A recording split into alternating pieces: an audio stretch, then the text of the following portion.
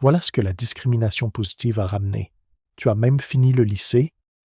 Les mots tranchèrent le silence immaculé de la salle de conseil en marbre du groupe financier Prestige. Damien Leclerc, directeur principal, ne prit même pas la peine de lever les yeux de son téléphone en faisant glisser les documents de stage sur la table. Le geste était délibéré, méprisant. Maya Washington, 24 ans, restait parfaitement immobile dans son blazer acheté chez Monoprix. Son portefeuille en cuir usé reposait sur ses genoux. Autour de la table, 6 autres stagiaires se tortillaient, mal à l'aise. Damien attrapa sa tasse de café, puis parut trébucher. La tasse en céramique bascula, projetant un liquide brûlant sur la surface en acajou, en direction des piéteux de Maya. Oups! Son sourire était aussi fin qu'une lame de rasoir. Tu devrais peut-être nettoyer ça avant que la vraie réunion ne commence. Les mains de Maya restèrent stables, tandis que le café bibait son CV. Au fond de son portefeuille, une carte American Express Centurion noire capta la lumière du matin. Avez-vous déjà été jugé si complètement à tort que votre silence est devenu votre plus grande arme? 9h15, 8h45 avant la réunion du conseil d'administration.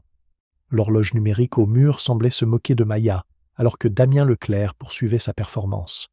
Il se renversa dans son fauteuil en cuir, s'adressant aux autres stagiaires comme si elles n'étaient pas là. Maintenant que nous avons couvert les bases, parlons de ce à quoi ressemble vraiment la banque d'investissement. Ses yeux se posèrent sur Maya. Certains d'entre vous pourraient trouver cela difficile. Jessica Dubois, une stagiaire blonde sortant de HEC, gloussa derrière sa main manucurée. Elle orienta discrètement son téléphone vers Maya, la diffusion en direct sur TikTok rassemblant déjà des spectateurs. Le son de notification retentit doucement. Ent. Maya ouvrit son carnet usé et commença à écrire. Chaque mot prononcé par Damien, chaque ricanement des autres stagiaires, les horodatages exacts. Son écriture restait stable, élégante, du genre de celle enseignée dans les pensionnats suisses les plus selects. Damien assigna les tâches, avec une précision théâtrale. Jessica, vous suivrez notre équipe de fusion et acquisition. Brad, vous êtes avec la restructuration d'entreprise. Son doigt s'arrêta sur Maya. Et vous? Les cafés, le classement, le soutien administratif de base. Nous verrons si vous pouvez gérer ce niveau de responsabilité. Les autres stagiaires échangèrent des regards. Le chat en direct de Jessica explosa d'émojis rieurs et de symboles de feu. « Regardez cette recrue de la diversité galérée » chuchota-t-elle à son téléphone. Maya se leva sans protester. Alors qu'elle se dirigeait vers la porte, la voix de Damien la suivit. « Maya, c'est bien ça ?» comme cette ancienne civilisation qui s'est effondrée. Son sourire était prédateur. Quelle pertinence! Elle s'arrêta sur le seuil, se retournant avec des yeux calmes. En fait, Maya signifie illusion en sanskrit. Parfois, les choses ne sont pas ce qu'elles semblent être. Le commentaire resta suspendu dans l'air alors qu'elle partait. L'expression de Damien vacilla. La confusion, puis le mépris. La journée promettait d'être longue, un marathon d'humiliations subtiles et de micro-agressions flagrantes. Mais Maya était préparée. Chaque insulte, chaque tâche dégradante était une donnée. Chaque regard de pitié ou de mépris était une pièce à conviction. Elle n'était pas là pour être aimée. Elle était là pour observer, pour documenter, pour comprendre l'anatomie d'une culture d'entreprise toxique de l'intérieur. Son blazer bon marché était une armure, son silence un bouclier. Elle savait que la véritable bataille ne se gagnerait pas avec des mots, mais avec des faits, des preuves irréfutables qui démoliraient la façade respectable du groupe financier Prestige. Elle se sentait comme une anthropologue en terrain hostile, étudiant les rituels d'une tribu qui avait perdu sa boussole morale. Et Damien Leclerc était son principal sujet d'étude. Chaque fois qu'il parlait, il ne faisait que fournir plus de munitions pour le dossier qu'elle constituait méticuleusement. Elle se demandait combien de talents prometteurs avaient été écrasés par ce système, combien de carrières brisées par des préjugés aussi désinvoltes que cruels. Elle pensait à son père, qui lui avait toujours dit que le pouvoir ne se mesurait pas à la façon dont on traitait ses égaux, mais à la façon dont on traitait ceux que l'on croyait d'inférieurs. Aujourd'hui, elle mettait cette maxime à l'épreuve. Elle n'était pas une victime. Elle était un miroir, et ce qu'il reflétait allait être dévastateur. Elle sentit le poids de la carte Centurion dans son portefeuille, non pas comme un symbole de richesse, mais comme un rappel de sa véritable mission et des ressources dont elle disposait pour la mener à bien. La première heure n'était qu'un prélude. La symphonie de l'arrogance et de la discrimination ne faisait que commencer. 10h30, 7h et 30 minutes restantes. L'assistante de direction, Pascal, leva à peine les yeux lorsque Maya s'approcha de son bureau. Les commandes de café sont sur le tableau. Assurez-vous de noter correctement les préférences de chacun. Nous ne tolérons pas les erreurs ici. Maya étudia la liste. 12 commandes différentes, chacune plus complexe que la précédente. Celle de Damien était entourée en rouge. Double expresso, lait d'avoine, exactement à 60 degrés Celsius. Ne vous trompez pas. En attendant au café du rez-de-chaussée, le téléphone de Maya vibra. L'écran affichait « Rapport trimestriel de Washington Holdings prêt pour examen ». Elle jeta un coup d'œil au taux, hurdelle, puis le mit rapidement en sourdine. Un texto suivit. « Maya, les documents pour votre présentation de 18 heures sont prêts. Dois-je demander à James de préparer la salle de conférence ?» Son assistant personnel. Elle supprima les 2 messages et se concentra sur les commandes de café. De retour au 47e étage, Maya distribua les boissons avec une efficacité silencieuse. Lorsqu'elle atteignit le bureau de Damien, elle frappa doucement. Enfin. Il ne leva pas les yeux de son ordinateur. « Posez ça et sortez. J'ai du vrai travail à faire. » En posant la tasse sur son bureau, Maya remarqua son écran. Des fils de discussion d'email avec des sujets comme « problème de diversité » et « abaissement des normes ». Sa mémoire photographique captura les noms des expéditeurs, les horodatages, les fils de conversation. Un problème? La voix de Damien était sèche. « Non, monsieur. Avez-vous besoin de quelque chose d'autre? Oui, restez hors de mon chemin. » Chaque interaction était une nouvelle couche de preuve. L'arrogance de Pascal, qui traitait Maya comme une servante invisible.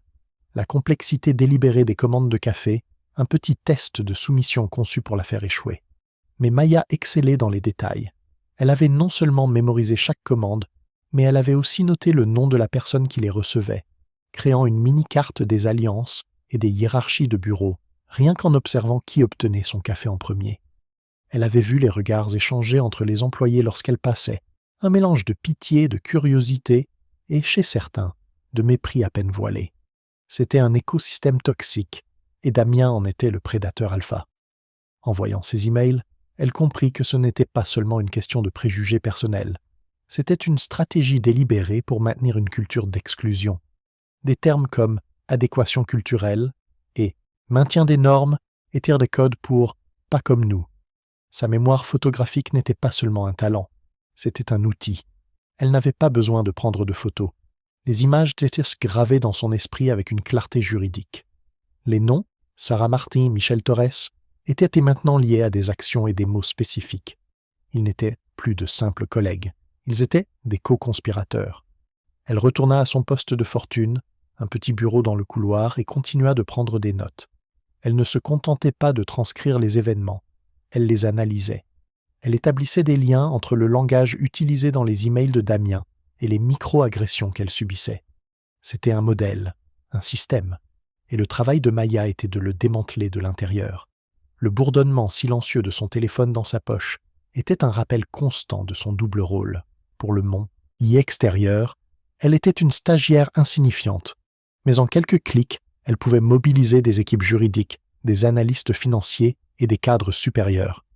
Cette dualité était son avantage stratégique. Elle devait simplement maintenir la façade jusqu'au moment opportun. La partie la plus difficile n'était pas d'endurer les insultes, c'était de réprimer l'envie de riposter, de maîtriser l'impulsion de révéler sa véritable identité et de mettre fin à cette mascarade. Mais elle savait que la patience était essentielle. Une confrontation prématurée ne ferait que punir un seul homme. Une documentation minutieuse pourrait changer toute une culture. 11h45. 6h15 restantes. Maya se retrouva assignée à la salle des photocopieurs, un espace sans fenêtre rempli d'imprimantes industrielles et de classeurs. D'autres employés passaient, certains offrant des regards compatissants, d'autres la fixant ouvertement. L'USOS, concierge âgé, M. Rodriguez, poussa son chariot devant la porte. Il travaillait à ces étages depuis 15 ans, invisible pour la plupart des cadres. Mais quand il vit Maya organiser les dossiers avec une précision mathématique, il s'arrêta. « Ça va, ma petite ?» Maya leva les yeux, surprise par cette gentillesse. « Je vais bien, merci. J'ai vu beaucoup de stagiaires passer par ici. La plupart abandonnent après la première semaine. » Ses mains burinées ajustèrent ses produits de nettoyage. « Vous êtes différente. » Avant que Maya ne puisse répondre, Jessica Dubois apparut, son téléphone toujours en train d'enregistrer. « Toujours là ? Honnêtement, je pensais que vous auriez déjà abandonné. Le direct comptait maintenant 1200 spectateurs.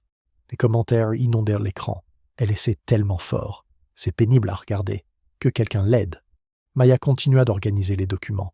Chaque papier était placé avec un soin délibéré, comme si elle manipulait des contrats d'1 million d'euros au lieu de simples dossiers.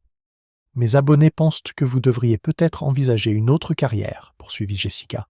« Quelque chose de plus adapté à votre profil. » Quel profil serait-ce ? La voix de Maya resta égale. Le sourire de Jessica vacilla légèrement. Vous savez, plus pratique, moins académique. Monsieur Rodriguez s'approcha, son instinct protecteur en éveil. La jeune fille fait du bon travail. Occupez-vous de vos affaires. Jessica leva les yeux au ciel et s'éloigna, son téléphone toujours en marche. Son nombre de spectateurs était passé à 2000. L'interaction avec Monsieur Rodriguez fut un bref moment de chaleur dans un environnement glacial. Il ne voyait pas une recrue de la diversité ou une stagiaire incompétente. Il voyait une personne travaillant dur, traitée injustement. Sa simple question « Ça va, ma petite ?» contenait plus de respect que tout sait, et que Maya avait entendu depuis son arrivée. Elle prit note mentalement de son nom. Dans la nouvelle culture qu'elle prévoyait de construire, des gens comme M. Rodriguez seraient valorisés pour leur humanité et leur perspicacité. Il était les yeux et les oreilles invisibles de l'entreprise. Jessica, en revanche, représentait une autre facette de la toxicité du lieu de travail, la cruauté comme divertissement. Elle ne semblait pas avoir de véritable haine envers Maya. Pour elle, l'humiliation de Maya était simplement du contenu, un moyen d'obtenir des vues et de l'engagement. C'était peut-être encore plus effrayant, l'indifférence face à la souffrance d'autrui, transformée en spectacle pour les réseaux sociaux. Maya continua son travail, transformant la tâche subalterne du classement en un exercice de concentration. Chaque dossier qu'elle touchait était une métaphore. Elle mettait de l'ordre dans le chaos, tout comme elle prévoya de mettre de l'ordre dans le chaos moral de cette entreprise. L'alphabétisation des dossiers devint un mantra silencieux. A pour audit, B pour biais, C pour conséquence. Elle savait que la vidéo de Jessica se propageait, mais elle n'y voyait pas une menace. Elle y voyait une preuve supplémentaire. Jessica, dans sa quête de gloire sur les réseaux sociaux, créait un enregistrement numérique indélébile du harcèlement en cours. Elle documentait sa propre complicité et celle de Damien pour un public mondial. Maya n'aurait pas pu rêver d'un meilleur témoin involontaire. La salle des photocopieurs, censée être un lieu d'isolement et d'humiliation, était devenue son centre de commandement silencieux. Entourée par le bourdonnement des machines, elle planifiait les prochaines étapes de sa stratégie, chaque document classé la rapprochant un peu plus de la justice. Elle se sentait calme, concentrée. La colère était un luxe qu'elle ne pouvait pas se permettre. La précision était son arme, et le temps jouait en sa faveur. 12h30, 5h30 restantes. La pause déjeuner n'apporta aucun répit.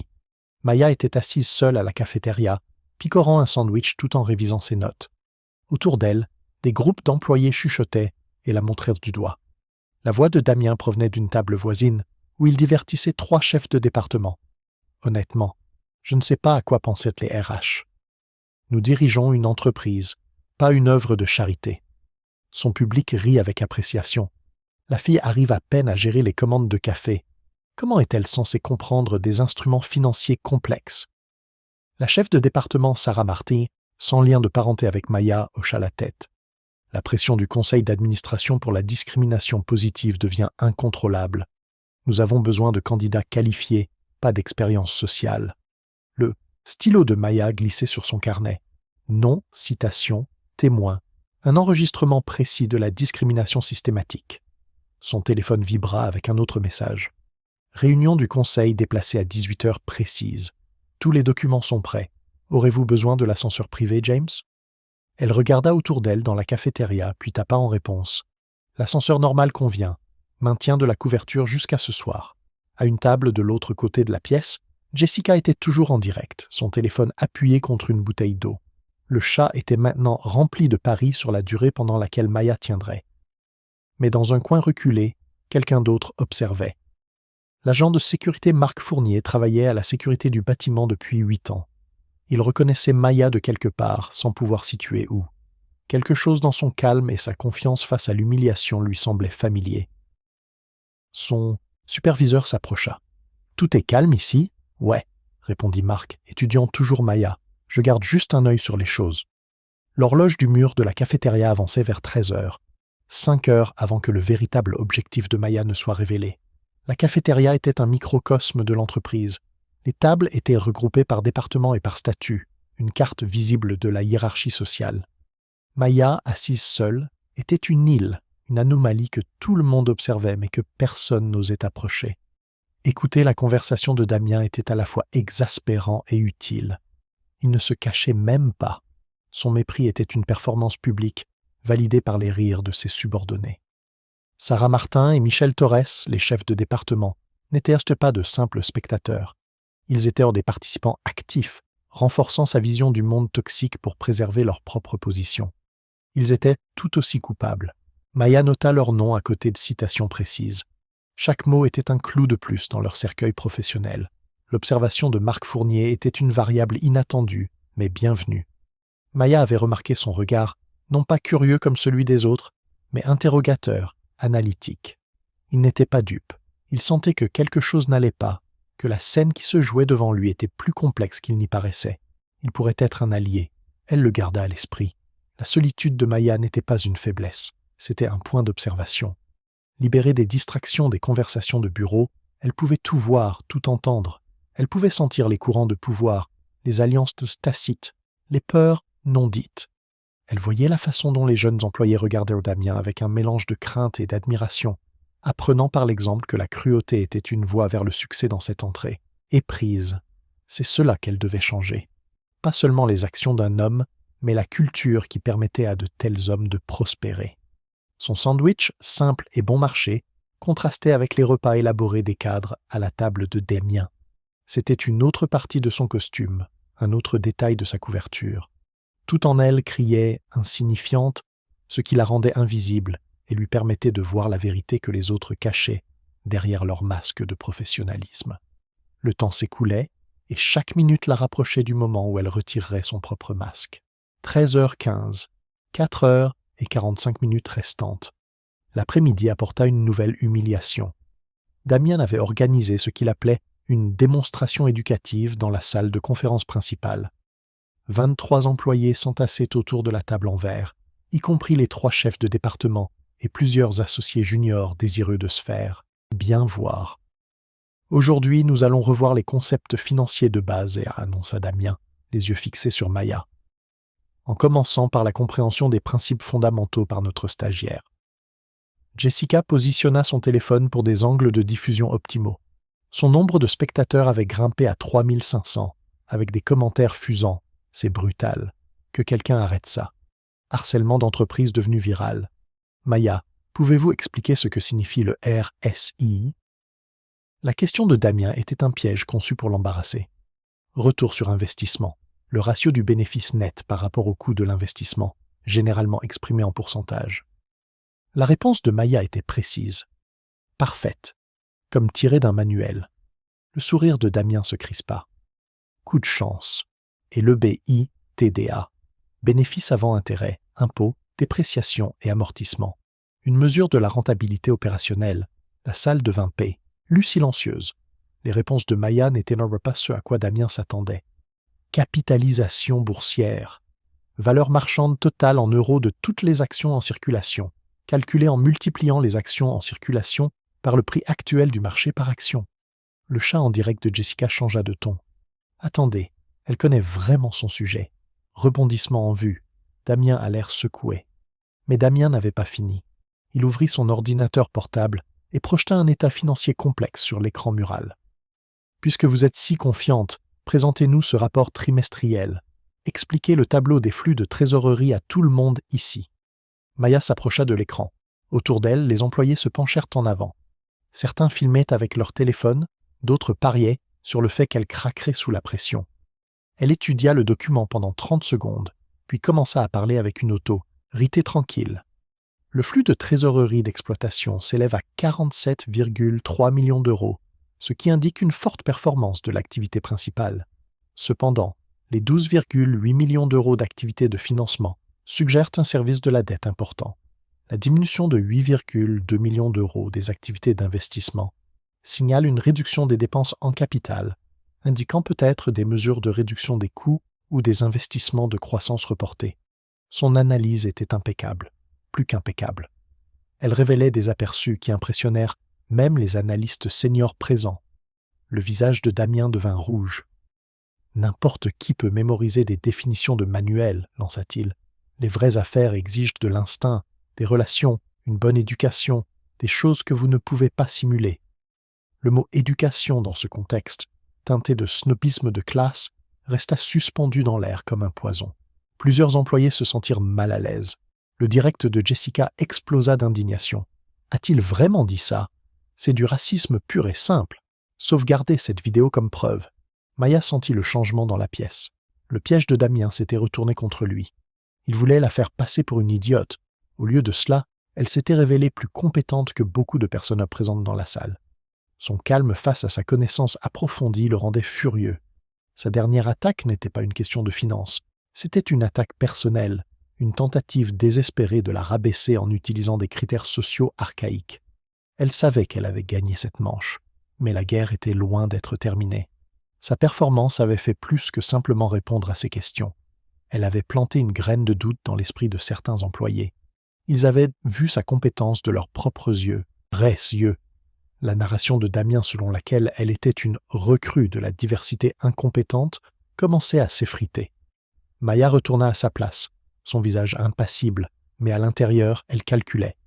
Elle avait révélé une fraction de ses capacités, assez pour déstabiliser Damien, mais pas assez pour faire sauter sa couverture. C'était un équilibre délicat. Elle savait que son humiliation publique ratée ne ferait que le rendre plus déterminé à se débarrasser d'elle. Il passerait à des tactiques plus sournoises, plus dangereuses, et elle serait prête. La vidéo de Jessica, qui capturait maintenant non seulement le harcèlement, mais aussi la compétence de Maya et le sectarisme de Damien, devenait une pièce maîtresse de son dossier. 14h30, 3h30 restantes. L'humiliation publique s'était retournée contre lui, rendant Damien plus dangereux. Il se retira dans son bureau avec les chefs de département Sarah Martin et M. Michel Torres, complotant leur prochain coup.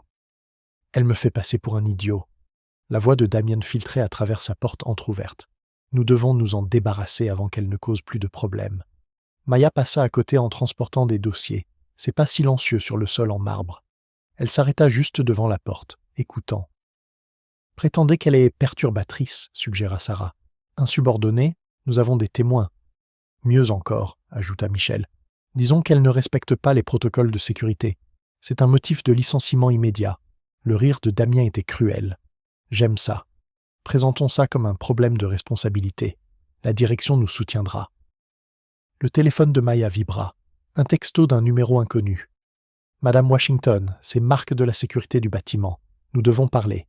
Salle de pause du personnel, niveau 42. C'est important. » Elle se dirigea vers l'étage inférieur, trouvant Mar, ses fourniers qui l'attendaient avec un café et une expression sombre. « Je me souviens d'où je vous connais, dit-il doucement. Il y a 3 mois, vous avez visité ce bâtiment avec les cadres de Washington Holdings. Vous posiez des questions sur les protocoles de sécurité, les enquêtes de satisfaction des employés. Le sang-froid de Maya ne vacilla pas, mais ses yeux s'aiguisèrent. J'ai observé ce qui se passe à l'étage, poursuivit Marc. Ce direct a 8000 spectateurs maintenant. Les gens enregistrent tout, mais Damien prépare quelque chose. Je l'ai entendu parler aux ressources humaines de déposer une plainte contre vous. Quel genre de plainte?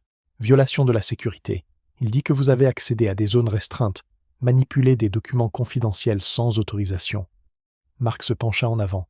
C'est des mensonges, mais ça tiendra s'ils insistent. Maya traita cette information avec une précision clinique. Quand rencontre-t-il les RH?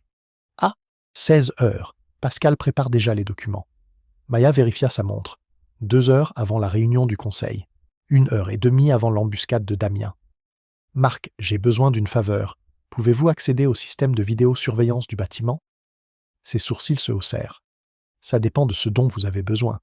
Tout ce qui concerne aujourd'hui. Chaque caméra, chaque angle, en particulier le bureau de Damien, la salle de conférence et la cafétéria. C'est beaucoup d'images? Pourquoi? Le sourire de Maya était énigmatique. Parce que parfois, la vérité a besoin de témoins. La conversation avec Marc changea la donne. Elle avait maintenant un allié à l'intérieur, quelqu'un avec accès à des informations et des ressources cruciales. Son intuition à son sujet avait été correcte. Il n'était pas seulement un observateur passif, il était un homme de principe, prêt à prendre un risque pour faire ce qui est juste. La Conné, inspiration de Damien, Sarah et Michel, était prévisible. Incapables de l'attaquer sur sa compétence, ils recoururent à la fabrication de mensonges. C'était le dernier refuge des managers incompétents et corrompus. Mais leur plan était bâti sur du sable. Ils ne savaient pas qu'ils étaient observés, que chaque mot, chaque action était documentée. Maya sentit l'adrénaline monter, pas de la peur, mais de l'anticipation. Les pièces du puzzle se mettaient en place. Damien pensait qu'il tendait un piège, mais en réalité, il marchait droit dans celui de Maya. La demande de Maya pour les images de vidéosurveillance n'était pas seulement pour se défendre. C'était pour monter une contre-offensive dévastatrice. Les images, combinées aux enregistrements de Jessica, aux emails de Damien et à ses propres notes méticuleuses, créeraient un dossier si accablant qu'aucune défense ne serait possible. Elle retourna à son poste, son esprit travaillant à toute vitesse, ajustant sa stratégie en fonction de ces nouvelles informations. L'horloge tournait, non pas vers sa fin, mais vers la leur. La réunion de 16 heures avec les RH ne serait pas son procès. Ce serait le début du leur. 15h45, 2 heures et 15 minutes restantes. Maya retourna au 47e étage pour trouver un chaos naissant. Le direct de Jessica avait été découvert par l'équipe de surveillance des réseaux sociaux de l'entreprise. Les RH s'efforcèrent de contenir les dégâts alors que la vidéo devenait virale sur Twitter, LinkedIn et TikTok. Pascal passa en courant devant Maya sans la reconnaître, les bras chargés de rapports d'incidents et de documents juridiques. Le hashtag harcèlement prestige financier était en tendance avec plus de 15 000 partages du direct de Jessica. Mais Damien n'était pas découragé. Si quoi que ce soit, l'attention virale le rendait plus vicieux. Réunion d'urgence, tous les stagiaires, annonça-t-il par l'interphone. Salle de conférence maintenant. Les 7 stagiaires se rassemblèrent, la tension crépitant comme de l'électricité. Jessica tenait toujours son téléphone, bien que le direct ait été officiellement interrompu. Elle enregistrait maintenant sur sa pellicule. En raison de récentes perturbations et de violations de la sécurité, commença Damien, les yeux rivés sur Maya, nous mettons en œuvre des mesures disciplinaires immédiates. Certains d'entre vous ont fait preuve d'un comportement incompatible avec nos valeurs d'entreprise. Maya resta parfaitement immobile, les mains jointes sur ses genoux. Maya Washington, vous avez été observée accédant à des zones restreintes, manipulant des documents confidentiels et créant un environnement de travail hostile pour les autres stagiaires. L'accusation était si absurde que même les autres stagiaires semblaient confus. Brad, un stagiaire normalement silencieux de l'ESSEC, prit la parole. « Monsieur, Maya n'a rien fait de mal. Elle nous a tous aidés avec nos missions. » Le regard de Damien aurait pu faire fondre l'acier. « Monsieur Patterson, je ne me souviens pas vous avoir demandé votre avis. » Jessica, sentant l'ambiance se retourner contre Damien, tenta de reprendre le contrôle. « J'ai tout en vidéo. » Maya agissait vraiment de manière suspecte. Mais le vent tournait. D'autres employés s'étaient rassemblés devant la salle de conférence vitrée, observant le spectacle. Beaucoup avaient un peu vu le direct de Jessica. Ils savaient qui était le véritable agresseur. Maya prit enfin la parole, sa voix tranchant la tension comme une lame. « Monsieur Leclerc, m'accusez-vous formellement de mauvaise conduite ? J'énonce des faits. Vous avez violé le règlement de l'entreprise à plusieurs reprises d'aujourd'hui. Quels articles du règlement, spécifiquement ?» Damien fouilla dans ses papiers. Section 4.7 du manuel de l'employé. Accès non autorisé à des documents sensibles.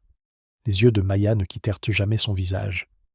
Pourriez-vous me montrer ces documents auxquels j'aurais prétendument accédé ? Vous savez ce que vous avez fait. Je demande des précisions. Date, heure, lieu, témoin autre que mademoiselle Dubois. Le silence s'installa dans la salle de conférence. Le piège de Damien s'effondrait sous le poids de la logique calme de Maya. Autour des murs de verre, les employés se pressaient, sentant que quelque chose de capital se préparait. Le téléphone de Maya vibra avec un texto. Salle de conférence préparée. La sécurité a été informée. Tous les membres du conseil sont présents. Prête quand vous le serez, James. Elle jeta un coup d'œil au message, puis à l'horloge murale. 16 heures. Exactement. L'heure de la révélation qui allait faire voler en éclats le monde de Damien Leclerc. Le courage de Brad fut un autre point de bascule. Au milieu de la conformité craintive, personne n'avait osé dire la vérité. C'était un petit acte, mais dans cet environnement, il était monumental. Il brisa le sort de la peur que Damien avait jeté sur la pièce. Maya lui lança un regard reconnaissant. Il venait de prouver qu'il avait l'intégrité requise pour faire partie de l'avenir de l'entreprise. La panique de Damien était palpable. Ses accusations, qui semblaient tomber si solides dans son esprit, se désintégraient face à un simple examen. Il n'avait aucune preuve Seulement des préjugés et des mensonges. Et maintenant, il était mis au défi devant un public grandissant. Maya sentit le pouvoir basculer. Ce n'était plus elle qui était jugée, c'était lui. Son calme n'était pas de la passivité, c'était du contrôle. Elle dictait le rythme de la confrontation, le forçant à se justifier, à se débattre. Chaque question qu'elle posait était comme un coup d'épée chirurgical, exposant la faiblesse de sa position. Le message de James et le signal. Le plateau était prêt, les acteurs étaient en place. Il était temps de lever le rideau sur le 3e acte. 16 heures, 2 heures restantes. Maya se leva lentement, son mouvement délibéré et gracieux. La salle de conférence retint son souffle alors qu'elle se dirigeait vers l'ordinateur portable abandonné de Damien, toujours connecté à l'écran de projection. « Qu'est-ce que vous faites ?» La voix de Damien se brisa légèrement. « Éloignez-vous de mon ordinateur. Je dois montrer quelque chose d'important à tout le monde. » Les doigts de Maya se déplacèrent sur le clavier avec une efficacité experte. « Vous avez laissé votre messagerie ouverte, monsieur Leclerc. C'est une propriété privée, sécurité. » Mais la sécurité n'arriva pas. Marc Fournier se tenait à l'entrée, les bras croisés, observant avec un vif intérêt. Maya ouvrit le client de messagerie de Damien. L'écran de projection se remplit de fils de discussion qui firent tâche, allaitaient la salle collectivement. Email daté du 15 mars. Maya lut à haute voix. De Damien Leclerc à Sarah Martin. Encore une catastrophe de discrimination positive qui arrive. Ces gens n'ont pas leur place dans notre secteur. Comment faire pour que ça s'arrête ? Le visage de Sarah Martin devint blême. Autour des murs de verre, les employés se pressaient. Les téléphones enregistraient tout. 22 mars, Damien Leclerc à Michel Torres. Le conseil d'administration nous impose à nouveau ces absurdités de discrimination positive. Il est temps de rehausser nos normes avant que nous ne soyons envahis. La main de Jessica tremblait en tenant son téléphone.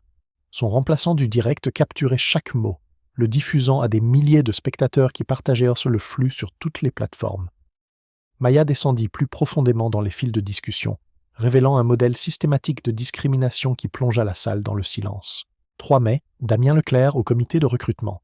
Rejeter le candidat Chen Park, trop ethnique, ne correspondra pas à la culture de l'entreprise. 17 mai, Damien Leclerc à Pascal.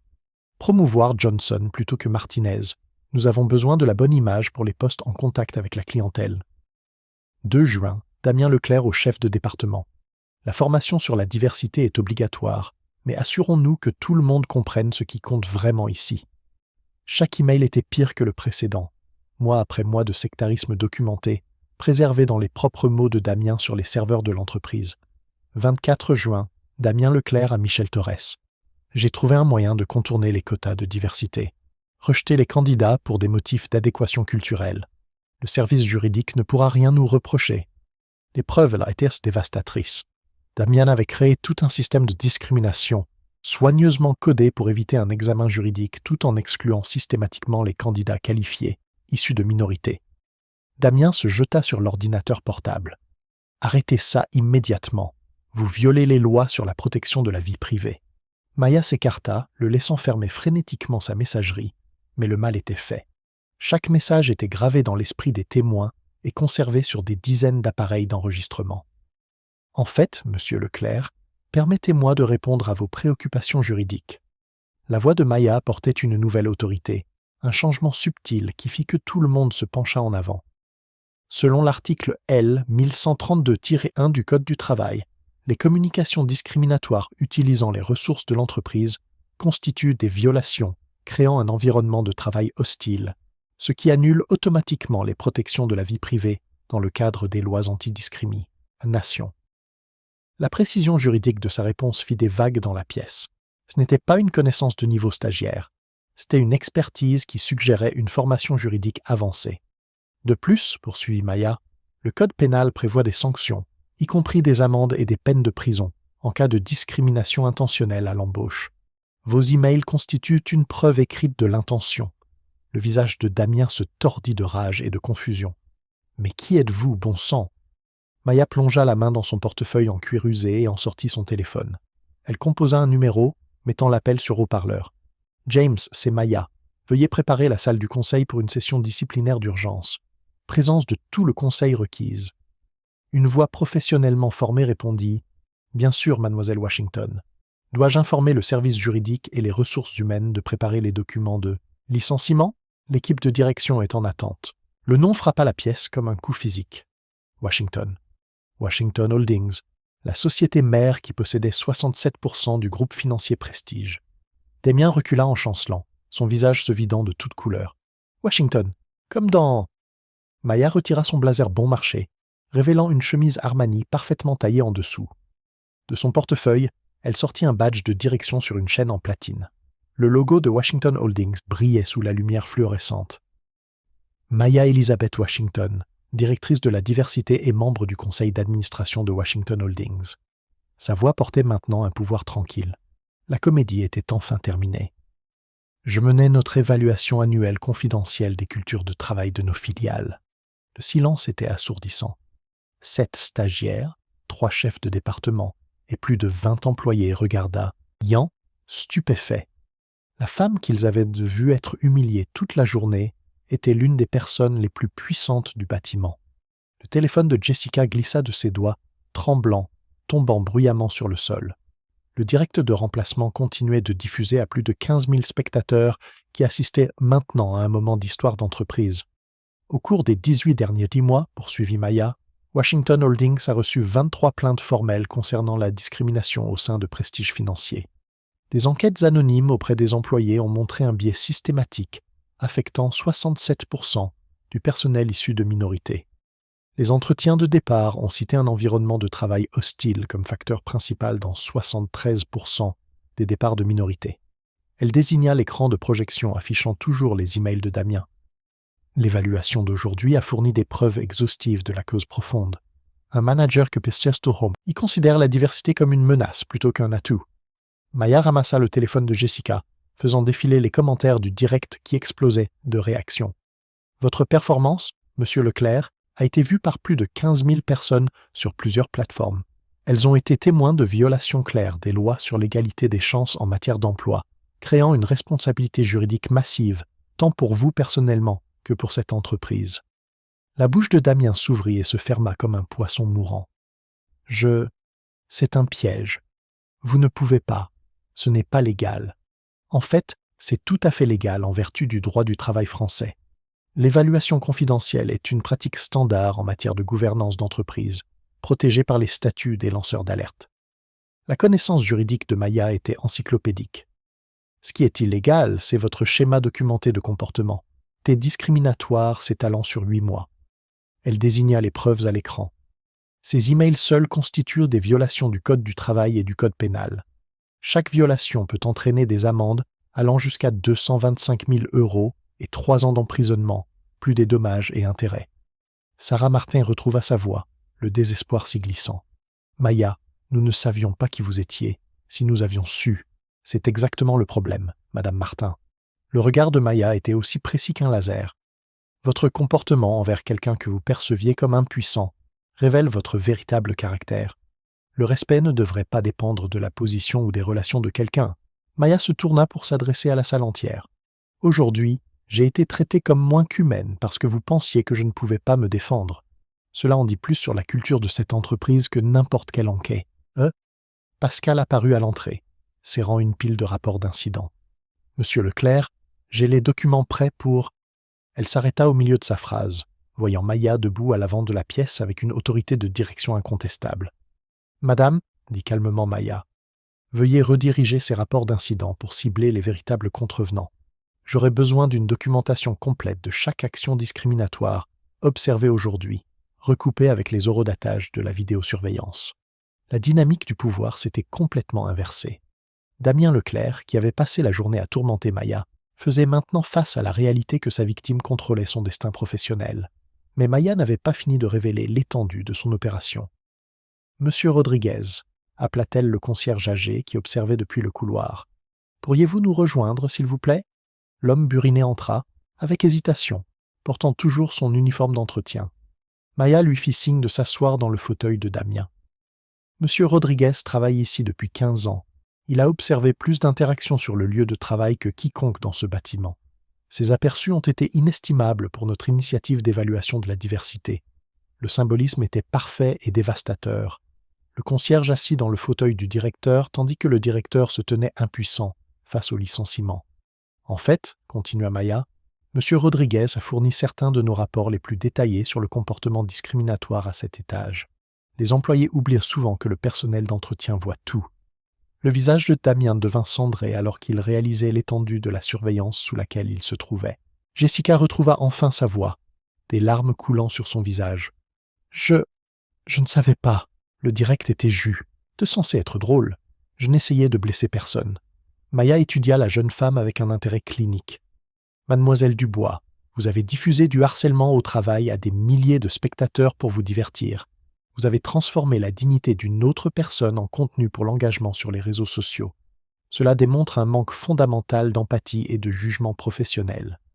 Mais je ne savais pas que vous étiez importante, puissante, connectée. Les questions de Maya étaient profondes. Donc, le harcèlement est acceptable si la cible ne peut pas se défendre. C'est exactement la mentalité que nous sommes ici pour éliminer. Les larmes de Jessica étaient maintenant authentiques. Mais Maya n'en ressentait aucune satisfaction. Il ne s'agissait pas de vengeance. Il s'agissait de justice et de changement systémique. « Voici ce qui va se passer », annonça Maya à la salle avec une autorité de direction. À 18h, le conseil d'administration de Washington Holdings se réunira pour une session disciplinaire d'urgence. Nous examinerons les preuves d'aujourd'hui ainsi que 18 mois de documentation. Monsieur Leclerc, Mademoiselle Dubois et tout autre employé ayant participé à un comportement discriminatoire feront face aux conséquences appropriées en vertu du droit du travail français. Damien fit une dernière tentative désespérée. C'est de la vengeance. Vous avez orchestré tout ça pour me faire mal paraître. J'ai documenté vos choix, monsieur Leclerc. Je ne les ai pas faits pour vous. Maya rassembla ses affaires avec une efficacité calme. Vous avez révélé qui vous êtes vraiment quand vous pensiez qu'il n'y aurait pas de conséquences. C'est la mesure la plus honnête du caractère. Marc Fournier s'avança, tenant une tablette. Mademoiselle Washington, j'ai l'intégralité des images de vidéosurveillance que vous avez demandées. Chaque angle, chaque interaction, chaque violation horodatée et cataloguée. Excellent. Veuillez vous assurer que des copies parviennent à notre équipe juridique et à l'inspection du travail.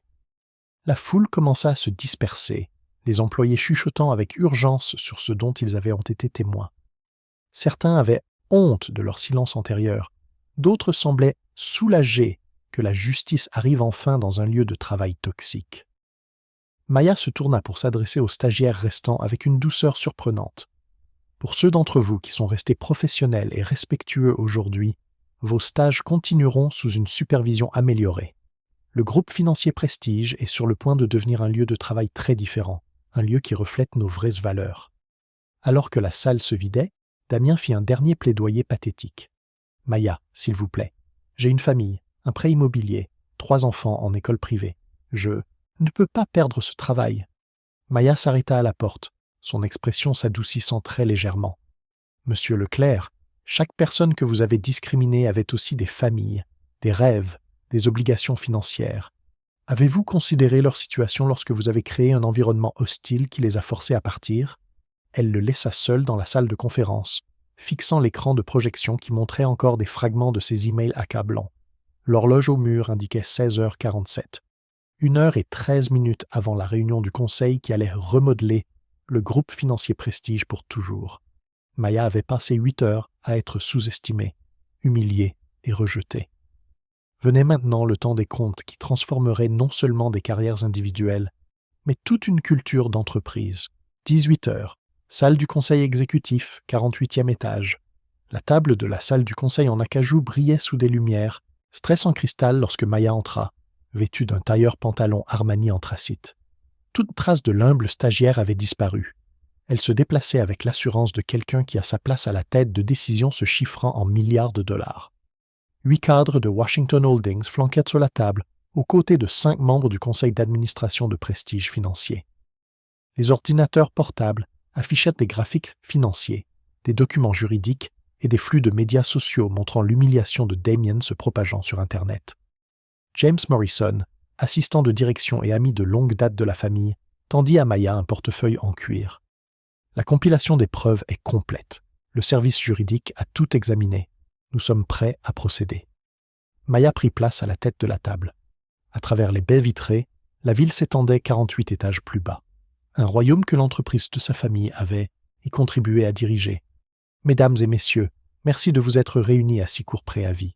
L'évaluation confidentielle d'aujourd'hui a révélé une discrimination systématique qui menace la situation juridique de notre entreprise, sa performance financière et son intégrité morale. Elle activa le système d'affichage mural. Les emails de Damien apparurent avec des détails saisissants, chacun plus accablant que le précédent. Analyse juridique, annonça Maya. Ces communications constituent des violations claires du titre 7 du Code du travail, de l'article 225-1 du Code pénal et des lois anti-discrimination nationale. Notre exposition comprend des poursuites potentielles en action de groupe, des enquêtes de l'inspection du travail et des audits de conformité de l'État. La directrice juridique, Patricia Wu, se pencha en avant. Quelle est notre responsabilité financière? Maya passa à la diapositive suivante. Estimation prudente. 2,3 millions d'euros de frais juridiques immédiats, 4,7 millions d'euros de règlements potentiels, 8,1 millions d'euros de perte de productivité due à un environnement de travail hostile. Exposition totale, 15,1 millions d'euros par an. Les chiffres frappèrent la salle comme une force physique. La marge bénéficiaire annuelle de Prestige Financier était de 23 millions d'euros. La discrimination de Damien leur coûtait les 2/3 de leurs résultats nets. De plus, poursuivit Maya, notre risque de réputation est incommensurable. Le direct a généré 847 000 vues sur toutes les plateformes. Or, le harcèlement Prestige Financier est en tendance avec 127 000 mentions. Le cours de notre action a chuté de 3,2% dans les échanges après la clôture.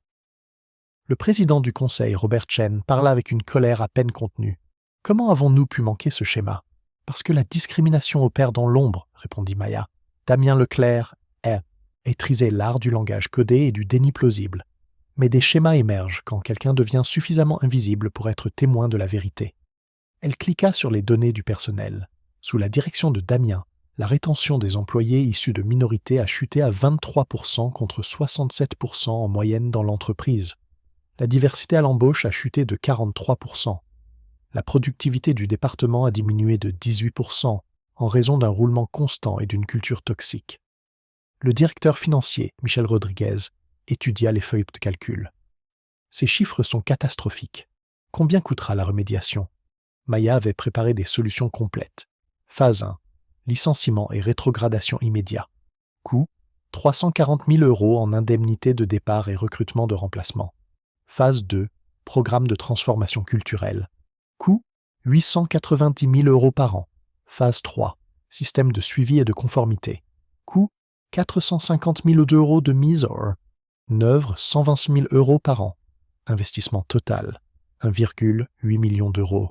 Retour sur investissement 13,3 millions d'euros en responsabilité évitée et en productivité améliorée. L'analyse de rentabilité était irréfutable. La discrimination n'était pas seulement moralement répréhensible, elle était financièrement dévastatrice. À ce moment, la sécurité escorta Damien Leclerc dans la salle du conseil. Son arrogance antérieure s'était effondrée en une panique désespérée. Derrière lui venaient Jessica Dubois, Sarah Martin, Michel Torres et Pascal. Les yeux de Damien balayèrent la table, reconnaissant le pouvoir assemblé contre lui. « C'est un coup monté. Elle nous a délibérément trompés. » La voix de Maya resta glaciale. « Monsieur Leclerc, vous avez eu 8 heures pour faire preuve de décence humaine élémentaire. Vous avez choisi la discrimination. Je n'ai fait que documenter vos choix. » Elle activa des séquences vidéo. La salle regarda Ling, idant du café renversé de Damien au ralenti. Sa cruauté délibérée était évidente sous tous les angles. 9h15. Monsieur Leclerc m'assigne des tâches subalternes tout en faisant des commentaires désobligeants sur mon intelligence et mes origines. La vidéo suivante montrait la performance de Damien lors du quiz financier. 14h30. Après que j'ai démontré des connaissances supérieures, Monsieur Leclerc passe à l'humiliation publique, utilisant un langage codé pour suggérer une infériorité raciale. Patricia Wu prenait des notes furieusement. Chaque incident était une violation légale distincte. 15h45. Monsieur Leclerc conspire avec des collègues pour fabriquer des violations de sécurité et mettre fin à mon emploi illégalement. Les preuves étaient accablantes, mais Maya n'avait pas terminé. Jessica Dubois a diffusé en direct du harcèlement à 15 000 spectateurs, transformant la discrimination au travail en contenu de divertissement. Sarah. Martin a participé à des communications discriminatoires. Pascal a ignoré plusieurs signalements de préjugés et a permis un comportement toxique. Jessica se mit à sangloter. « Je suis désolé, je ne comprenais pas à quel point c'était grave. » Mademoiselle Dubois, répondit Maya, vous avez 22 ans. À quel âge les gens devraient-ils être tenus responsables de leur cruauté délibérée? Damien tente une dernière manœuvre désespérée. Maya, vous exagérez. C'est juste la culture de bureau. Tout le monde plaisante. Nous ne voulions rien de personnel. La réponse de Maya fut chirurgicale. Monsieur Leclerc, au cours des 18 derniers mois, votre culture de bureau a chassé 12 employés issus de minorités. Coût au taux de remplacement, 847 000 €. Perte de connaissances institutionnelles, incommensurable. Elle passa à des extraits d'entretien de départ. Voici Kenza Dubois, ancienne analyste, expliquant pourquoi elle a démissionné après 8 mois. La vidéo montrait une jeune femme noire en larmes. Je n'en pouvais plus. Damien me faisait sentir que je n'avais pas ma place là-bas. Chaque jour, les micro-agressions, l'exclusion des réunions, les questions constantes pour savoir si j'étais vraiment qualifié. D'autres vidéos suivirent. Carlos Martinez, Jennifer Kim, Ahmad Hassan. Un défilé de professionnels talentueux détruits par le sectarisme systématique de Damien. Chacune de ces personnes avait une famille, des rêves et des factures à payer, dit Maya. Vos actions n'ont pas seulement blessé des sentiments. Vous avez endommagé des vies et des carrières. Le président du conseil, Robert Chen, en avait assez vu. Quelles sont vos recommandations? La proposition de Maya fut rapide et décisive. Damien Leclerc, licenciement immédiat pour faute grave, sans indemnité, mise sur liste noire permanente dans le secteur. Jessica Dubois, fin du stage, mention dans son dossier ACO, adémique. Sarah Martin, rétrogradation au poste d'analyste junior, formation obligatoire sur les préjugés. Pascal, retrait des ressources humaines, réaffectation à un rôle administratif. De plus, je mets en œuvre l'initiative d'excellence en matière de diversité de Washington Holdings. Budget, 2,1 millions d'euros par an. Composants, formation sur les préjugés inconscients, système de signalement anonyme, objectifs de recrutement en matière de diversité et évaluation confidentielle régulière. Les projections financières d'Inma est convaincantes.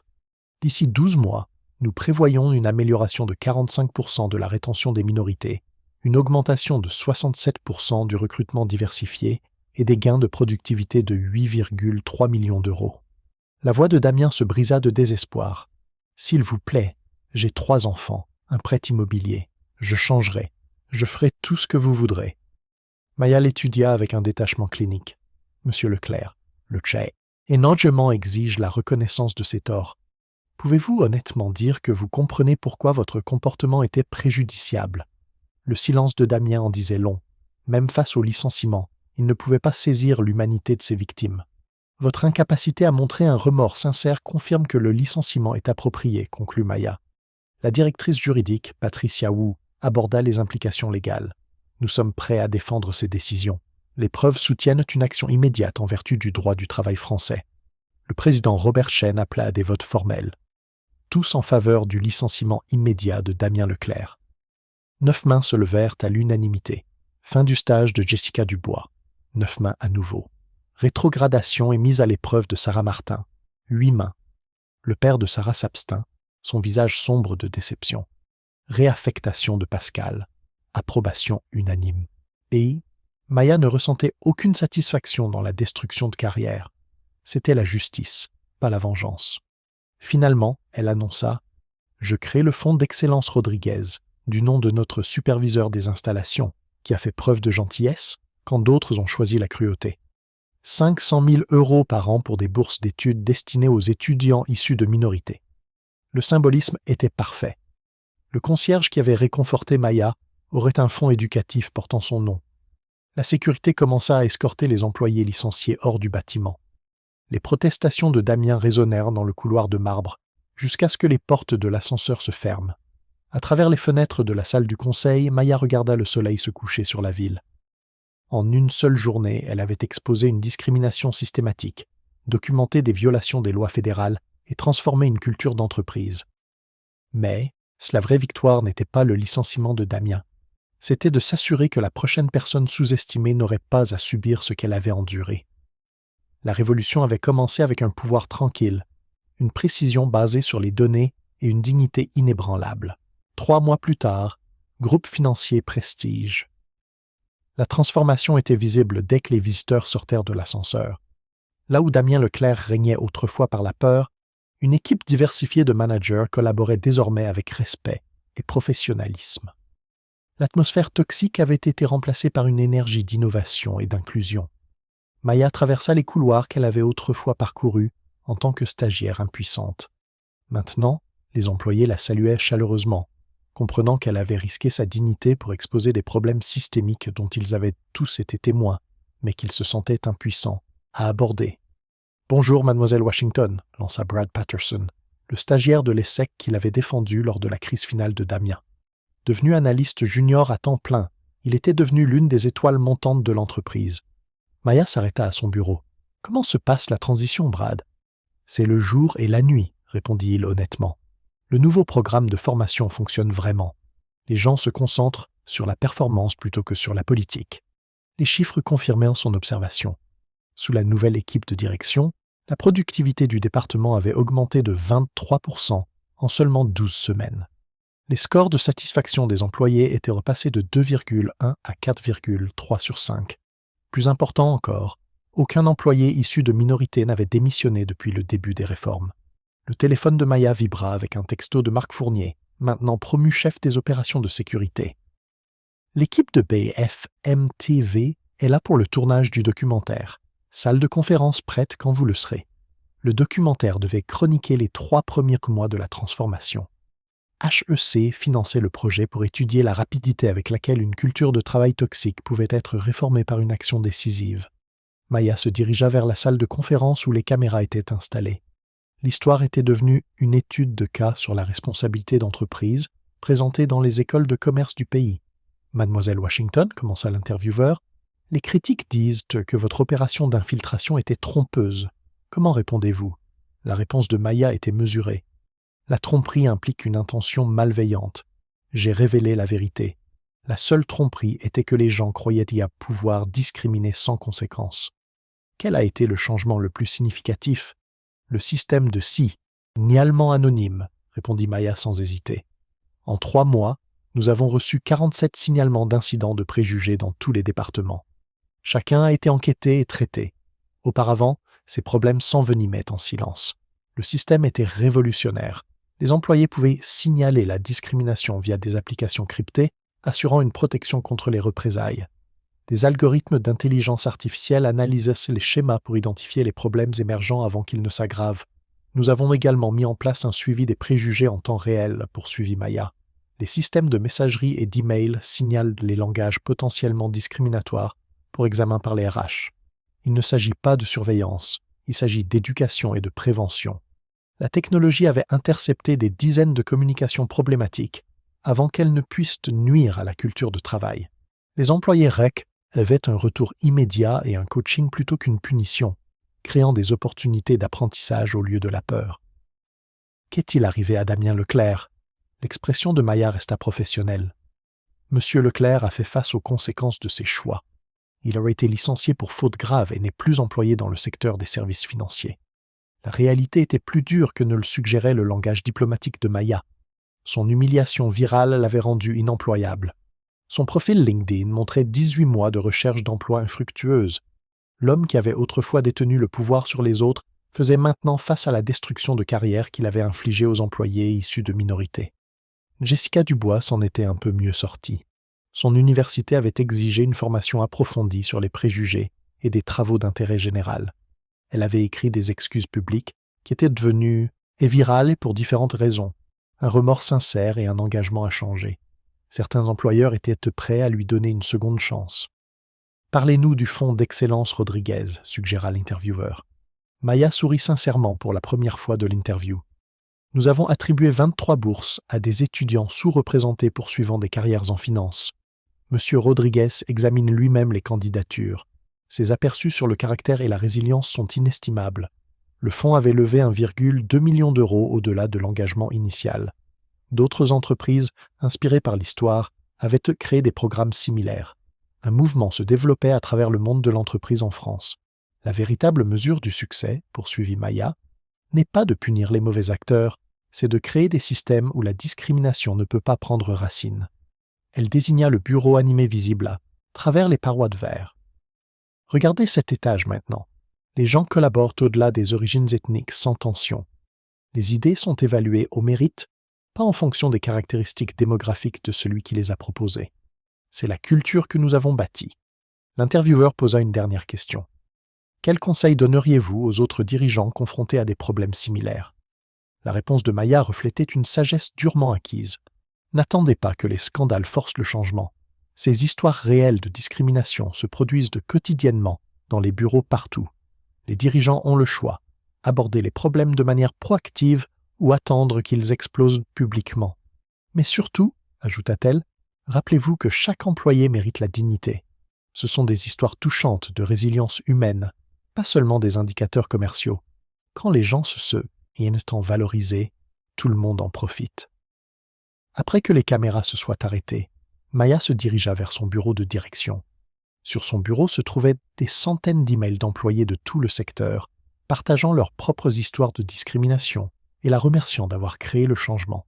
Un message se démarquait, celui de Kenza Dubois, l'ancienne analyste qui avait démissionné sous le harcèlement de Damien.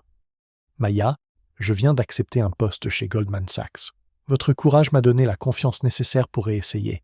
Merci d'avoir prouvé que nos voix comptent. » Maya sourit, sachant que le vrai travail ne faisait que commencer. Transformer une entreprise était significatif, mais changer tout un secteur prendrait des années d'efforts soutenus. Derrière sa fenêtre, la ville bourdonnait de millions de travailleurs menant leur propre bataille contre les préjugés et la discrimination. Mais maintenant, ils avaient la preuve qu'un pouvoir tranquille, combiné à un principe inébranlable, pouvait vaincre même les systèmes d'injustice les plus enracinés. La révolution avait commencé avec une tasse de café renversée et le refus d'une jeune femme d'accepter le manque de respect. Maintenant, elle se propageait à travers le monde de l'entreprise, un lieu de travail à la fois. 1 an plus tard, un impact au-delà des murs. L'histoire de Maya avait voyagé bien au-delà des murs de marbre du groupe financier Prestige. La méthode Washington, utilisant des évaluations confidentielles pour exposer la discrimination au travail, avait été adoptée par 43 entreprises dans 7 secteurs différents. Ce qui avait commencé comme la résistance silencieuse d'une femme avait déclenché un mouvement national pour la responsabilité des entreprises. Les chiffres racontaient une histoire puissante. Les entreprises mettant en œuvre les réformes de Maya ont enregistré des augmentations moyennes de 34% de la rétention des minorités, 28% de la satisfaction des employés et 19% de la productivité globale. La rentabilité de la dignité avait été prouvée avec des données irréfutables. Damien Leclerc restait un exemple à ne pas suivre. Son LinkedIn montrait un chômage continu, sa réputation étant définitivement liée aux images virales de harcèlement en entreprise. Parfois, les conséquences ne sont que des conséquences. Jessica Dubois avait reconstruit sa carrière grâce à une véritable transformation.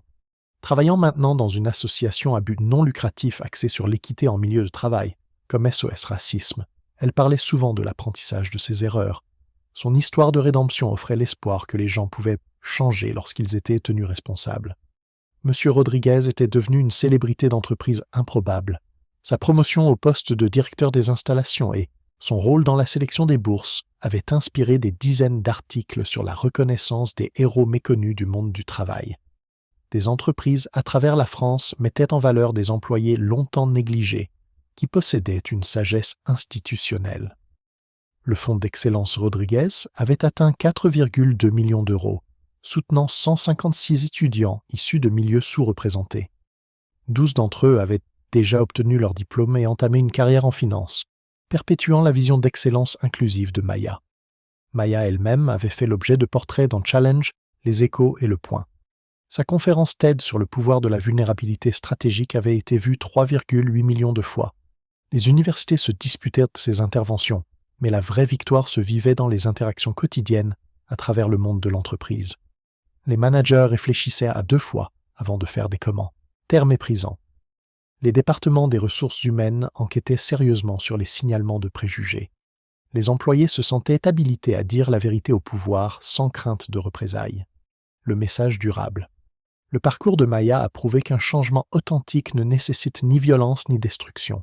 Il exige du courage, de la stratégie et un engagement inébranlable envers la dignité humaine. Parfois, la révolution la plus puissante commence avec quelqu'un qui prend tranquillement des notes. Son histoire a démontré que le privilège, lorsqu'il est utilisé de manière responsable, devient un outil de justice plutôt que d'oppression. Maya aurait pu révéler son identité immédiatement et éviter 8 heures d'humiliation. Au lieu de cela, elle a enduré la discrimination pour en documenter toute l'étendue et créer un changement durable. Les histoires touchantes émergeant des lieux de travail transformés validaient son approche. Les employés de tous horizons collaboraient désormais en tant qu'égaux. Le mérite déterminait l'avancement. Le respect remplaçait la peur comme fondement de la culture d'entreprise. Votre voix compte. Avez-vous été témoin de discrimination au travail? Avez-vous ressenti le picotement d'être sous-estimé en raison de votre origine, de votre sexe ou de votre milieu? Avez-vous vu des collègues talentueux chassés par des cultures toxiques? Vos expériences comptent. Votre voix a du pouvoir. Votre histoire pourrait être le catalyseur qui transforme un autre lieu de travail. Partagez vos histoires vécues dans les commentaires ci-dessous. Aidez-nous à documenter l'ampleur des préjugés au travail qui existent encore. Ensemble, nous pouvons créer la responsabilité qui entraîne un changement systémique. Les voix s'élèvent pour dire la vérité au pouvoir lorsque nous unissons nos expériences et refusons d'accepter l'injustice comme normale. Abonnez-vous pour plus d'histoires de courage tranquille triomphant de l'oppression systémique. Aimez cette vidéo si le parcours de Maya vous a inspiré. Partagez-la avec quelqu'un qui a besoin de savoir que sa dignité vaut la peine d'être défendue. Rappelez-vous, il n'est pas nécessaire d'être puissant pour avoir du pouvoir. Parfois, la plus grande force vient simplement du refus de se taire. Votre moment de dire la vérité pourrait être à un commentaire près.